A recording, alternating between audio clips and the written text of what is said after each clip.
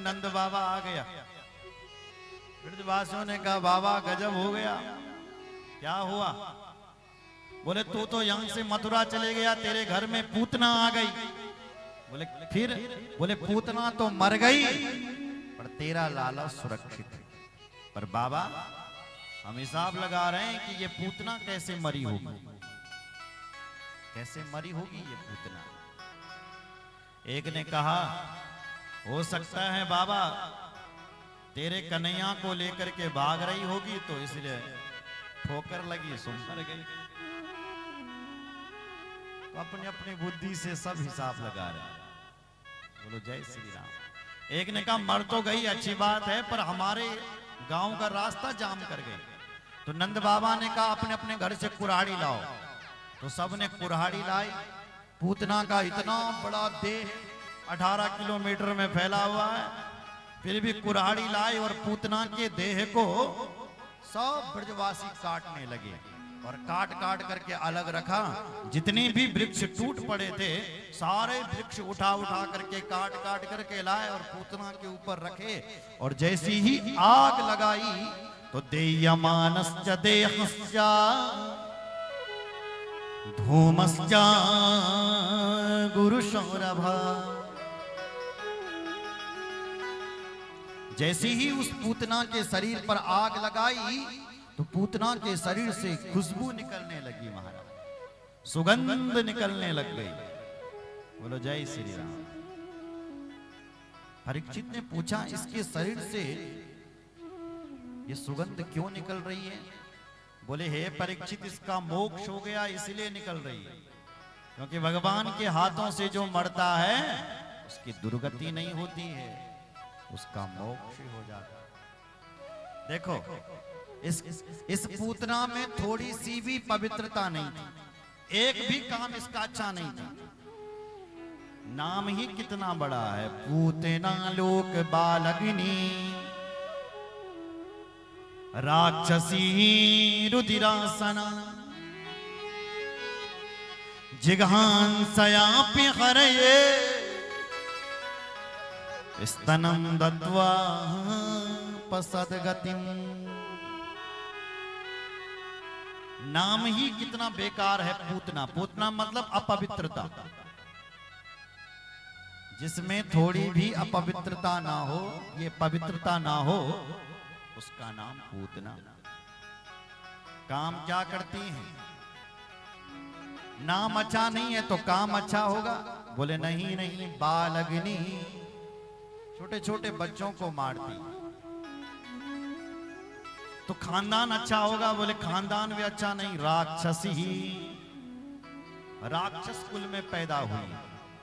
तो भोजन अच्छा होगा? बोले भोजन भी अच्छा नहीं है, रुधिरासना। रुद्र मतलब खून पीने वाली।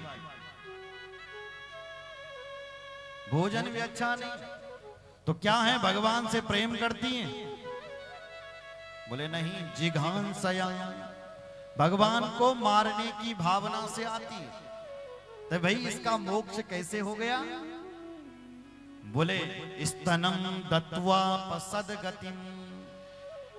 भगवान कहते हैं कि भले ही इस पूतना में बहुत सारे अवगुण हैं पर लेकिन इसमें एक गुण बहुत अच्छा है। कौन सा? बोले ये जैसे मेरी माँ यशोदा मुझे दूध पिलाती है ना, अपने गोदी पर उठाती है फिर मुझे अपना दूध पिलाती है, ऐसी ये पूतना मुझे उठा रही है और मुझे अपना स्तनपान करवा रही है। भले ही मुझे मारने के लिए अपना स्तनपान करवा रही हैं पर लेकिन माँ जैसा काम कर रही हैं, इसलिए स्तनं दत्वा पसद्गतिम्। इसलिए भगवान ने उस पूतना को सद्गति प्रदान कर दी है। आगे यएतत् पूतना मोक्षम् कृष्णस्यार्भकमद्भुतम् शृणुयात् हृदयामर्त्यो गोविंदे लभते रतिम्। हे परीक्षित, जो इस पूतना मोक्ष की कथा को सुनता है उसको भगवान के चरणों में रति होती है। सुनुयात हृदया मृत्यु गोविंद ही लवते रति। भगवान के चरणों में उसकी रति हो जाती है, प्रेम हो जाता है जो इस चरित्र को सुनता है। भगवान हमारे गुण दोषों को नहीं देखते हैं, गुणों को देखते हैं। दोष तो हमें दुनिया भर के भरे पड़े, ना जाने दया निधि कौन से गुण पर जन गुण प्रभु मान न काहू।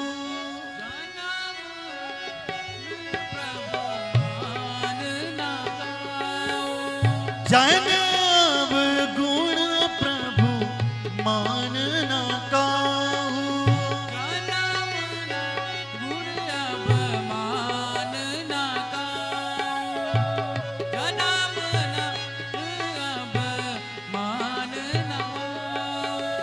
दीन बंधु अति मृदुल स्वभाव।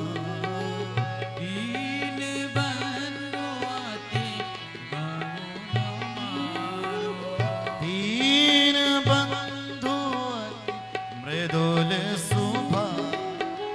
दीन बंधु अति मृदुल स्वभाव। मृदुल स्वभाव। मृदुल स्वभाव। मृदुल स्वभाव। मृदुल स्वभाव। मृदुल स्वभाव। मृदुल स्वभाव।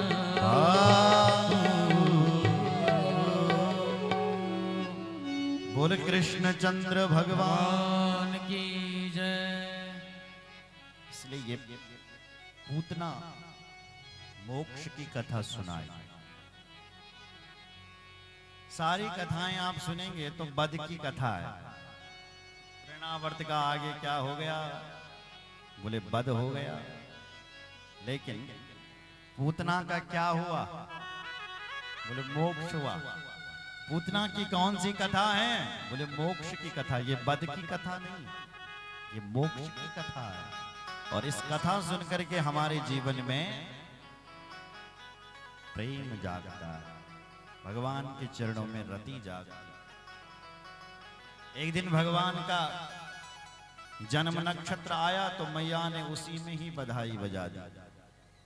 एक दिन भगवान का बार आया, जिस बार को कन्हैया ने जन्म लिया उसी दिन ही मैया ने उत्सव मनाने शुरू कर दिए। हे परीक्षित, जितने भी दिन आते रहते हैं मैया कुछ न कुछ उत्सव मनाते रहती है। और ऐसे निकलते निकलते हे परीक्षित 1 साल हो गया। कन्हैया हमारे 1 साल के होने वाले। इधर वसुदेव जी भी एक एक दिन गिन रहा है कि आज हमारे कन्हैया 1 साल का होने वाला है। तो सोचा कि भगवान का नाम क्या रखा होगा, और रखा होगा भी कि नहीं रखा होगा। इसलिए गर्गाचार्य जी के पास वसुदेव जी गए और कहने लगे, हे महाराज आप तो सब कुछ जानते हैं, आपसे क्या छिपाना है। हम चाहते हैं कि आप गोकुल में जाओ और मेरे कहना का नामकरण संस्कार करके आओ। गर्गाचार्य जी महाराज निकले। जैसे ही नंद बाबा ने ये सुना कि हमारे गांव में गर्गाचार्य जी आए हैं, महाराज प्रसन्न हो गए, दौड़ पड़े, स्वागत किया गर्गाचार्य जी का। और गर्गाचार्य ने कहा, भाई नंद बाबा कैसा हैं? बोले ठीक ठाक हूं महाराज, आपकी कृपा से मेरे घर में 2 बच्चे हो रखे। एक तो वसुदेव का है, वसुदेव की पत्नी का है, रोहिणी का, लेकिन एक मेरा है। अच्छा क्या नाम है तुम्हारे बच्चों का? तब नंद बाबा को ध्यान आ गया, बच्चे तो 1 साल के हो गए लेकिन नाम नहीं रखा हमने अभी।